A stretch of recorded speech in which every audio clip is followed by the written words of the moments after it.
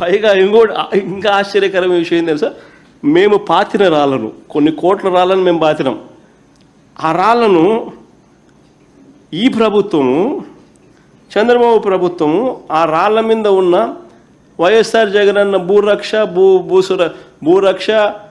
భూసురక్ష అనేది ఏదైతే ఉందో, భూరక్ష పేరును, జగనన్న భూ హక్కు మరియు భూరక్ష పేరును అదే పనిగా 15 కోట్ల రూపాయలు డబ్బిచ్చి దాన్ని తుడిపించే కార్యక్రమం చేస్తూ ఉన్నాడు.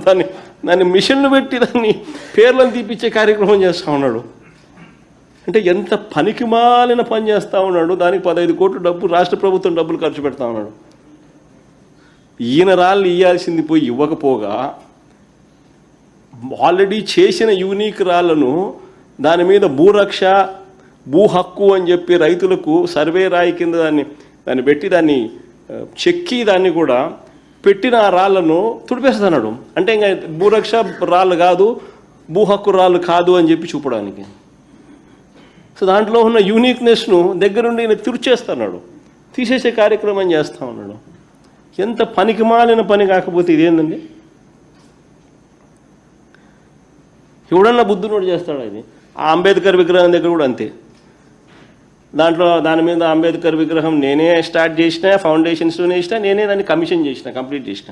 దాని మీద నా పేరు ఉందని చెప్పి అదే పనిగా అధికారులను పంపించి దాన్ని చిజిల్ చేసి ఆ పేరుని తీసిస్తాడు. ఎంత పనికి మాలినోడు ప్రపంచ చరిత్రలో ఎవడు ఉండడు. ఇప్పుడు నా పేరు ఆ నుంచి తీసేస్తే మాత్రం ఆ అంబేద్కర్ విగ్రహం ఎవడు కట్టాడని తెలీదా? ఈ రైతులకు సర్వేలు ఎవడు చేయించినాడు? ఇంత వ్యవస్థలు ఎప్పుడు వచ్చినాయి? ఈ ట్యాంపర్ ప్రూఫ్ పాస్బుక్లు ఎప్పుడు వచ్చినాయని తెలియదు రైతులకు. ఎంత పనికి మాలినోడు అంటే అంత పనికి మాలినోడు.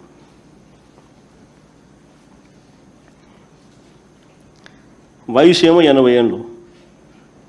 మా నాయనతో పోటీ కదా దేవుడు ఎరుగుడు. ఆయన కొడుకు వయసులో నాతో పోటీ పడడానికి కూడా ఇబ్బంది పడతా ఉన్నాడు, అవస్థ పడతా ఉన్నాడు.